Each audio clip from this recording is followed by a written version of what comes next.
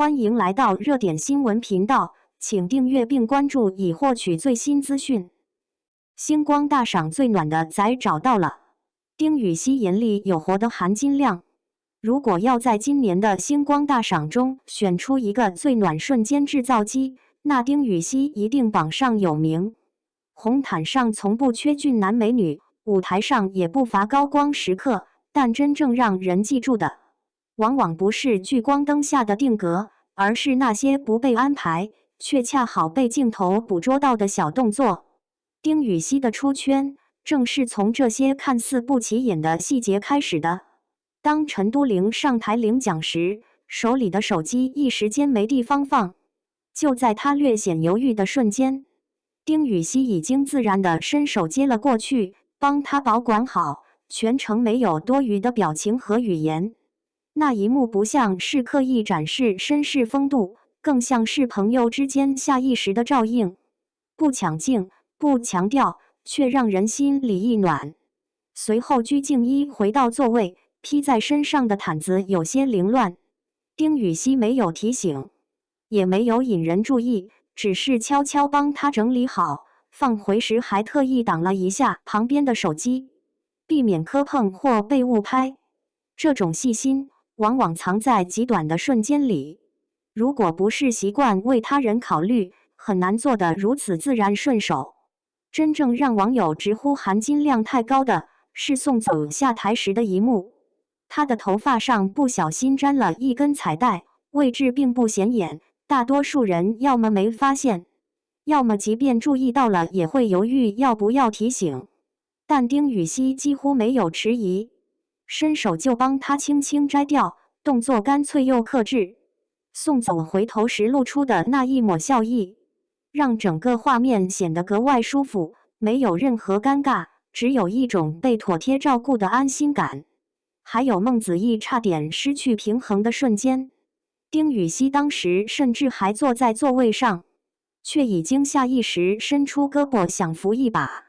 虽然最终没有真正碰到，但那一瞬间的反应，是身体比大脑更快的本能。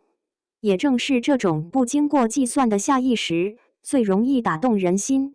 网友总结得很精准，丁禹兮是那种眼里有活的人。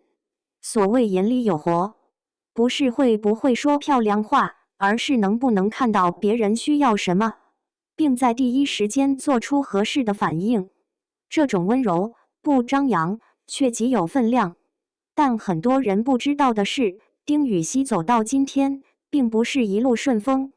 早些年，他跑过无数次试镜，被拒几乎成了家常便饭，甚至有导演直言他没演员的灵气。换做别人，或许早就动摇了，但他没有。他选择一点点打磨演技，从小角色开始累积，用一次次作品证明自己。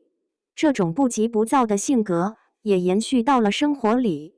采访时，他会注意到记者麦克风的高度是否合适，顺手帮忙调整。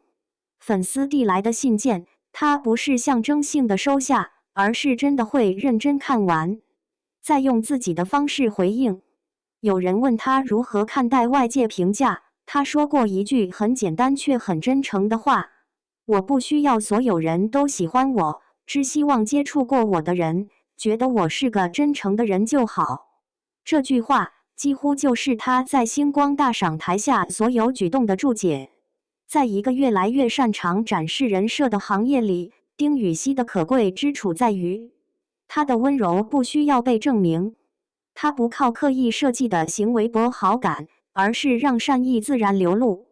你甚至很难在当下意识到这些举动有多暖，直到回头再看，才发现他们已经悄悄留在了心里。也正因如此，丁禹兮的圈好感并非一时热度，而是一点一滴积累出来的信任感。